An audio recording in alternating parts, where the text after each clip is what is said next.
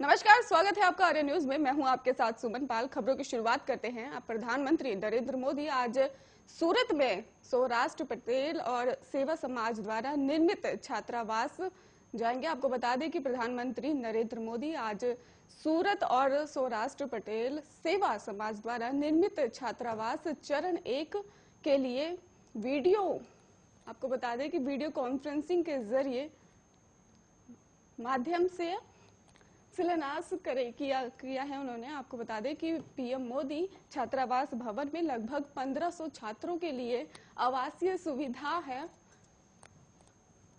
इसमें एक सभागार और छात्रों के लिए एक पुस्तकालय भी है। कार्यक्रम को संबोधित करते हुए पीएम मोदी ने कहा कि सौराष्ट्र पटेल सेवा समाज द्वारा आज विजयदशमी को एक पुण्य कार्य का शुभारंभ हो रहा है।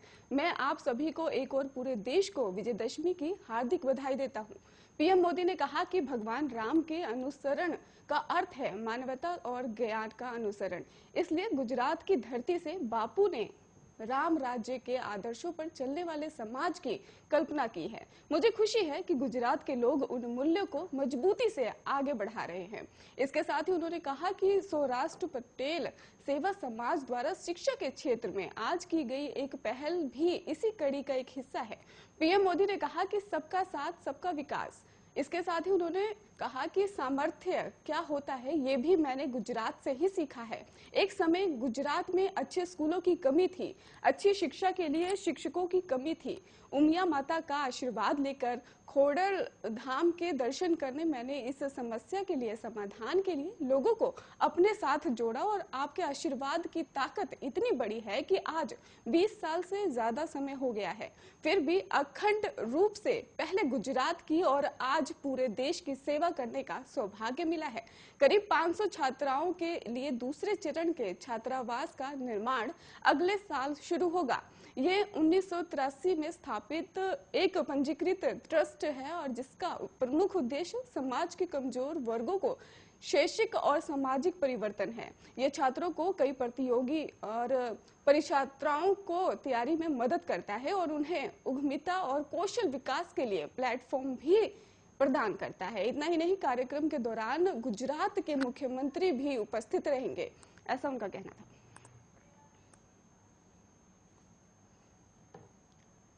देश में जानलेवा कोरोना वायरस के नए मामलों में कल की तुलना में आज गिरावट देखने को मिली है। आपको बता दें कि कोरोना महामारी जो देश में लगातार बढ़ रही थी, उसके बाद से ही अब देश में गिरावट देखने को मिली है और देश में पिछले 24 घंटों में कोरोना वायरस के 16,862 नए मामले सामने आए हैं। वहीं 369 लोगों की मौत भी हो गई है।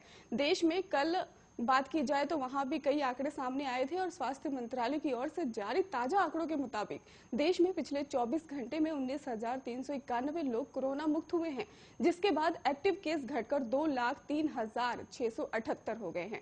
देश में अब तक 3,33,82,100 लोग कोरोना को मात दे चुके हैं। देश में अब तक कोरोना से 4,51,000 और 814 लोगों की मौत भी हो चुकी है।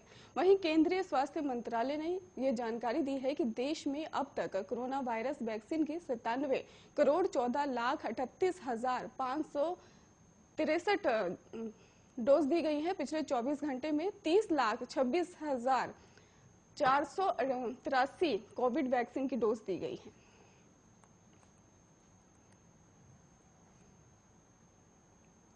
दिल्ली हरियाणा के सिंघू बॉर्डर पर 35 साल एक युवक की बेरहमी से हत्या करने का मामला सामने आया है।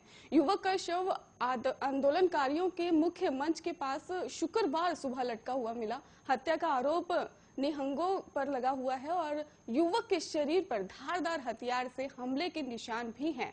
आरोपियों ने युवक का हाथ काटकर शव को बैरिकेड से लटका दिया। युवक की हत्या के बाद आंदोलनकारी गुस्से में दिखाई दे रहे हैं। वहीं घटनास्थल पर भीड़ भी जुट चुकी है।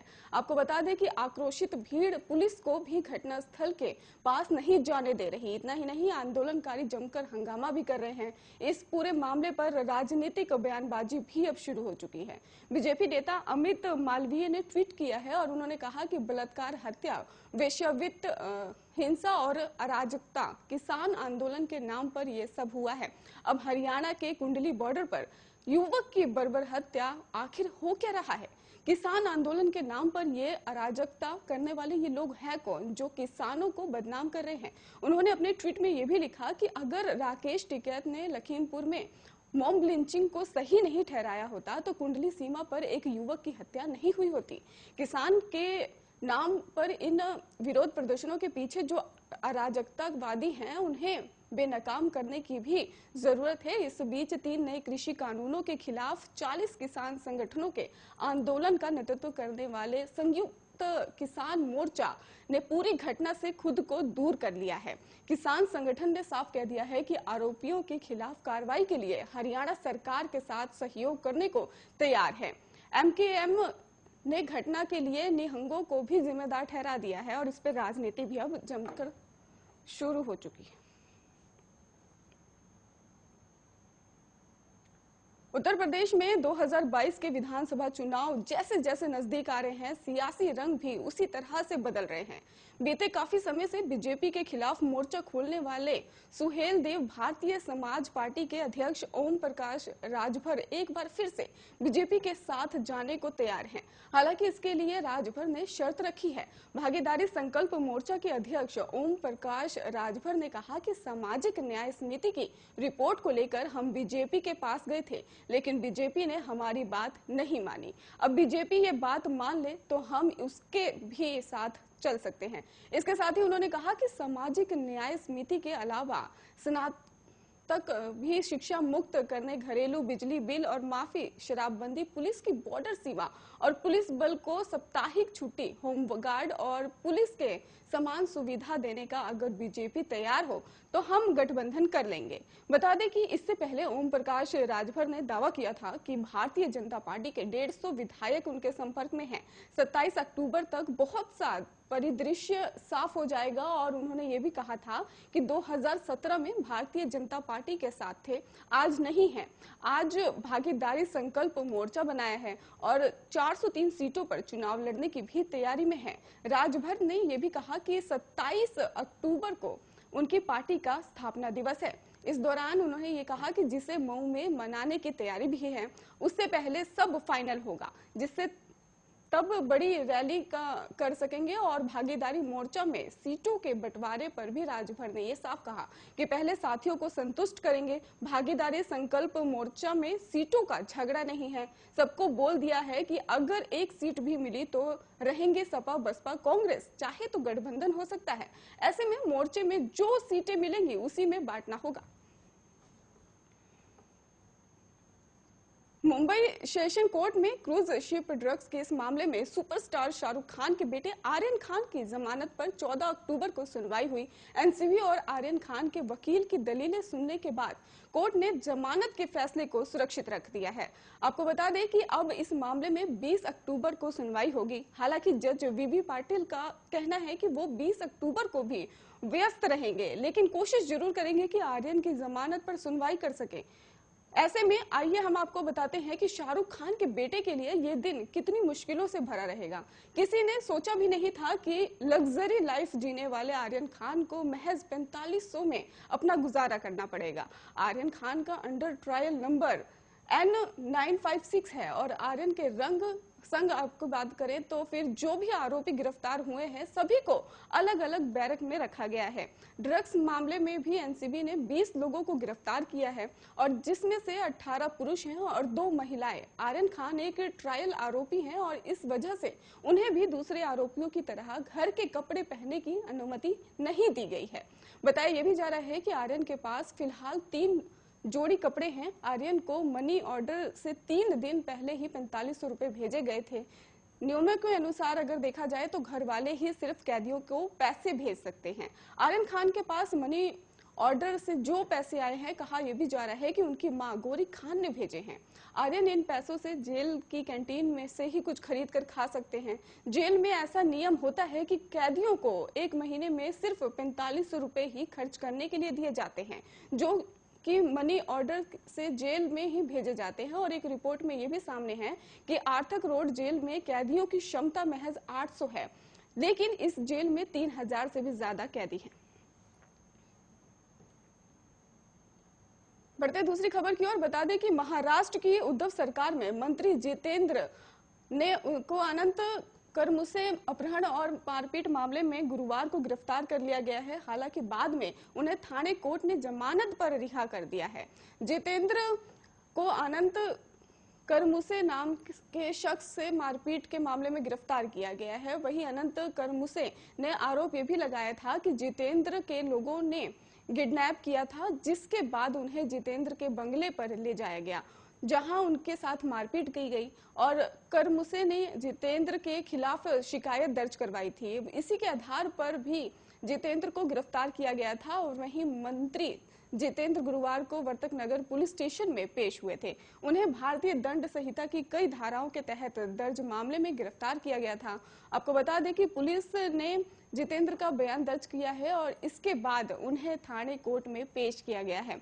बाद में उन्हें जमानत दे दी गई है। अनंत करमुसे ने आरोप लगाया था कि उसे जितेंद्र की मौजूदगी में ही उन्हीं लोगों ने बुरी तरह से पीटा था और करमुसे का यह भी कहना था कि उसने सोशल मीडिया पर भी जितेंद्र के खिलाफ पोस्ट किया था।